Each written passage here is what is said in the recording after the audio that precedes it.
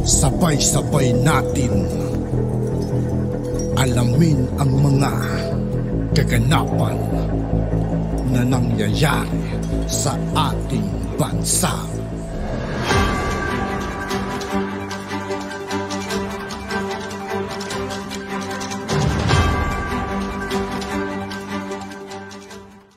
Yo, what's up mga kaibigan? This is I2K po again. Ngayon nandito naman ulit tayo sa channel ni Banat News Updates. Dito naman ulit tayo magbibigay ng komento at reaksyon. Kaya samahan nyo ako guys. Let's go! Speaker na gusto nila magkaroon ng tsa-tsa next year. Sabi ko nga, yung nag-announce po si Martin Romualdez, si Speaker Martin, natatanggalan nila ng confidential fund ang Vice President ng Pilipinas. Tandaan nyo po, ang sinabi niya sa pronouncement niya, susunod sa kanila yung Senado. Baka feeling niya, susunod din ng Senado pag nagtsatsa. Grabe, no? Ang kapanyarihan. Napunta lahat sa tuktok ng ulo. Okay, mga kapatid, eto po. In-interview po si Senator Amy tungkol po sa tsa-tsa. Nakulitan na po si Senator Amy. Alam niyo, sabi ni Senator Amy, ang kulit-kulit. No, paulit-ulit na lang tayo diyan sa tsa-tsa. Sinabi na po ni Pangulong Marcos, yung kapatid niya, sinabi na unahin natin yung mga presyo ng bilihin, unahin natin yung nakakaapekto sa mga tao. Bakit niyo uunahin yung tsa-tsa? Gumawa kayo ng mga batas para yung presyo ng bilihin mapababa. Unahin nyo yung kapakanan ng mamamayan. Hindi po yung tsa-tsa. Nako, tinutuloy-tuloy nyo yung paggagalit sa inyo. Yan pong pirmahan ng mga dating PMA. Hindi po one-shot deal yan. No? Yan po ay pagpapakita na sila ay very willing, katulad na sinasabi ni Vice President Sara Duterte, na gusto ng mga taong to na igalang natin yung batas. Saan ka nakakita? Dalawa yung Kongreso. Pag-iisipan daw nila kung paanong House of Representative lang yung kikilos at magtsatsa. Antindi nyo. Ano sabi ni Senator Amy? Paulit-ulit na. Ang kukulit. Ilang beses na rin na-reject ng Senado. Kaya pala magsasarili na lang sila. Nung tinanong po si Senator Amy, may makulit din na reporter, bakit po kaya nila gustong isulong? Alam niyo po sa sagot ni Senator Amy? Baka mayroong gustong maging Prime Minister na hindi manalo. Dapat yun,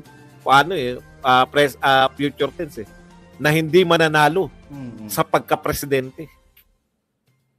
Mali lang po ng tenses. Kasi marami na nagtatanong nagsusuri-suri, sino ba yung gusto maging Prime Minister? Para namang hindi nyo alam. Nagkamali lang ng pagkakabanggit ng present tense at past tense at future tense si Senator Amy. Ang ibig niyang sabihin, ako na magtatama ng future tense ni Senator Amy. Simple lang po ang sinasabi ni Senator Amy. Baka mayroong gustong maging Prime Minister na hindi mananalo sa pagka-presidente. Nariyan na lahat Alam niyo po, gumagastos siya mga yan, no? Gumagastos yan sa mga survey. Yang mga politiko, alam po nila yan. Pag marami kang pera, imposible pong hindi mo gamitin yan sa survey. Ito po ang sagot ni Senator Amy, no? Yun na nga. Po siya, balimbing ako. Opo. Dati kong Quadro Alas, ngayon Duterte na ako. Okay, balikan po natin yung sinasabi ni Senator Amy. Simple lang po yung sinasabi ni Senator Amy. Kaya gusto magtsatsa. Wala na pong ibang dahilan 'Di ba? Pwede naman po kasi nila kung talagang totoo yung sinasabi nila. Yan din yung sinabi ni Senator Joel Villanueva. Bakit hindi po muna nating hayaang mapatupad ng ma-implement yung mga meron na silang mga bill, economic bill na naging batas na. Bakit hindi na lang nila hintayin na mag-effect muna? Bakit nagmamadali? Nagmamadali po lahat Hindi nyo ba napupuna? Ngayon na lahat. Very busy po. Very busy po ang House of Representatives. Palubog po ng palubog ang House of Representatives. Eh. Alam na alam mo yung punteriya nila eh. Duterte. Yan po eh. Duterte, Sara Duterte, Tatay Digong. Tapos SMNI, damay lang po yan dahil dyan nagsasalita si Tatay Digong. Gusto nilang tanggalan talaga ng ano eh. Tanggalan nila si Tatay Digong ng para hindi na mapakinggan. Hindi naman siya hindi naman siya kinukuha ng ibang press. Hindi nyo ba napupuna? Hindi po siya ini-interview man lang ng ibang media. Talagang conspiracy talaga eh. Meron talagang conspiracy na patampukin. Ang kawawa po yung dami pong mga bago sa Twitter na alam mo yung purpose, no? Sirain sila BP Inday Sara at patampukin yung si Martin Romualdez. Ipagtanggol si PBBM. Pero alam po ninyo, wala pong pinakamagaling na magtanggol kung hindi yung action. Action speaks louder, 'di ba? Lagi than words. Action ay mas matinding propaganda. Hindi mo kinakailangan magpropaganda. Umaksyon ka lang. Kaya lang, alam na nila eh. Kahit na anong gawin nila kay Sara Duterte, mas binabanatan nila si Sara Duterte. Hindi nyo ba napuna? Di ba kayo nagtataka? Wala naglalabas ng presidential survey?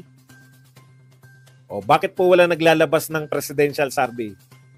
Sa tingin ninyo, walang may pera dyan na gustong malaman kung ano nang katayuan nila sa presidential survey? Meron po yan. Meron pong tumitingin. Meron po nagpapasurvey dyan. Umi-epekto ba yung ginagawa namin kay Sara Duterte? Real talk po. Kahit hindi po natin nakikita yung mga survey result na yan. Real talk po. Lalong sumisikat si Sara Duterte. Pero yun na lang, yung most popular, most trusted and best performing. Hindi na po sila makaahon doon. Kaya bigla sila nanawagan lahat. Pare-pareho, Dilawan, Loyalista, Tambi Vloggers, Kakamping, Makabayan Black, lahat pare-pareho na sigaw, mag-resign sa DepEd si Sara Duterte. Hindi po pwede. Ngayon, wala na tong panawagan nila na to eh. No? Yung mga bakit walang sinasabi, pro-China. Wala na po yan. Nakita po ng mga tao, no? Pwede kang maging kaibigan ng China at pwede kang maging kaibigan ng US. Yan po ang ginagawa ng Vietnam ngayon. Kaibigan nila yung US, reverse po nang nangyari. Yung ginawa po ni Duterte, kaya nakinabang siya both sa US at China noon. Yan po ang ginawa ng Vietnam. Reverse naman. Nakipagkaibigan naman yung Vietnam sa US. At ito naman yung dati niyang karelasyon na China. Ay nanligaw naman sa nyo. Ganyan po yung ginawa ni Duterte. Baliktad lang. Dati nating hindi na tayo pinapansin ng syota nating US. Nagpaligaw tayo sa China noong panahon ni Duterte. Pareho natin napakinabangan yung US at China. Yung Vietnam po, ganyan yung ginawa. Dati na nilang katropa pips yung China. Nagpaligaw sa US. Teka muna. Baka makuha ka na yun. Nakikinabang po yung Vietnam. Kaya nakikita po natin sa practice eh. Pero, ganun pa man, never po. Yan, panay tokis lang yan. Wala pong naagaw sa atin kahit na anong teritoryo. Hindi nyo rin mapagbibintangan si Tatay Digong na pro-China. Kasi, deeds, no? Action speaks louder. Bakit? May nakuha ba sa atin teritoryo? Wala naman eh. Pinamigay ba natin yung Ayungin Shoal? Okay. Yan lang po ang ating topic. Pwede na po tayong At yun nga po mga kaibigan, dito po nagtatapos ang ating reaction video. Muli ako po si I2K ng Sundalo ng Dunggalo. Maraming salamat sa patuloy na pagsuporta. Yeah, peace out.